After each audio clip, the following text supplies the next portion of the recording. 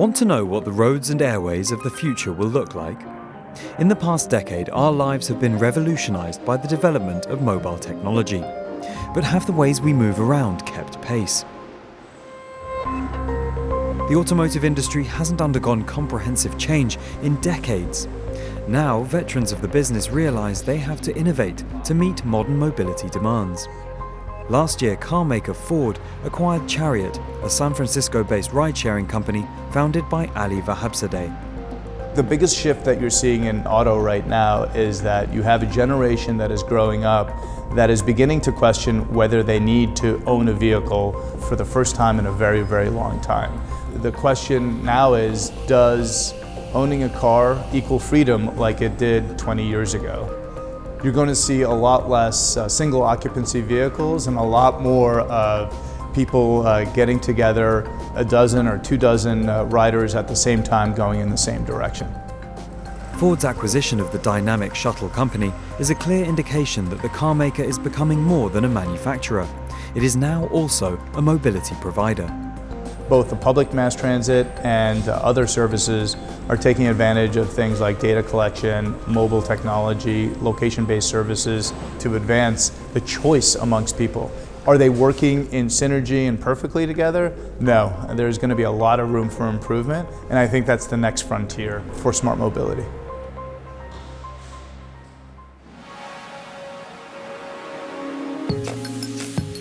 In the aviation sector, innovation takes longer to implement, as each aeroplane is an expensive and time-consuming product to manufacture. Rob Dewar is Vice President of the CSeries program at Bombardier, the Montreal-based aerospace company. He has spent his career rethinking how planes work. Aviation really doesn't go as fast as automotive, so a new aircraft can take anywhere from 6 to 8 years to develop. You have to find the technology that lowers the operating cost. Environment is huge, and I think that's where the CSeries really was key. We really focused on having a much lower CO2 footprint. The aircraft's 4 times quieter than the aircraft that were competing in this segment before.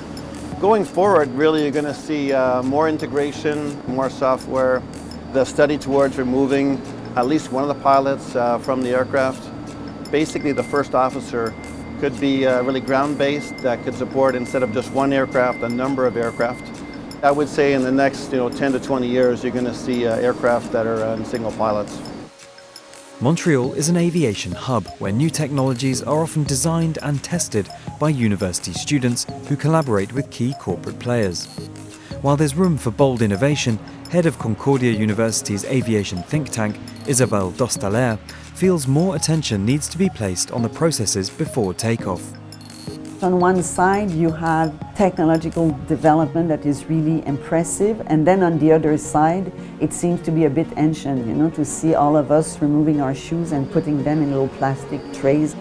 There's going to be probably more technological development on profiling travelers and being a bit more proactive to make this traveling experience more agreeable. I think we will need to move to what we call a multimodal or intermodal transportation system, where you really try to get from point A to B in a way that is efficient, that is quick, but perhaps more importantly, as less damaging as possible for the environment. Maybe we can imagine slow movement where we agree to take a bit more time to get to places because we know that it's better for the world we live in.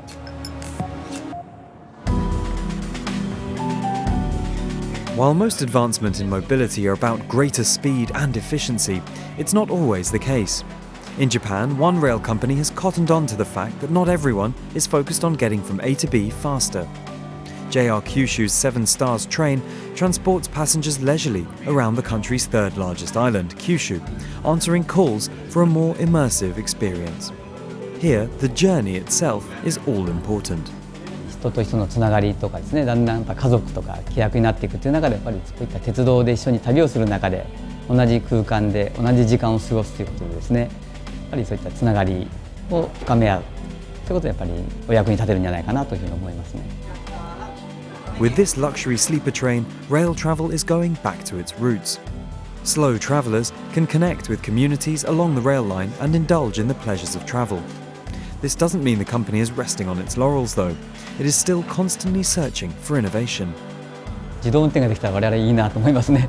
やっぱりこれからその労働人口も減っていきますので、例えば運転士だ、必ず今列車があったら運転士がいるんですね。車掌はワンマン列車だったらいりませんけど、車掌がいるとか駅の人がいるとかなので、そういったものが自動化できるんであればですね、それは非常にいいことだと思いますね。Getting from A to B has always been a challenge that has produced huge leaps in innovation. Today, it is driving change like never before, as traditional car makers become providers of mobility and aircraft become more dependent on technology. At the same time, though, let's remember, along with the team at JR Kyushu, that travel is an end in itself.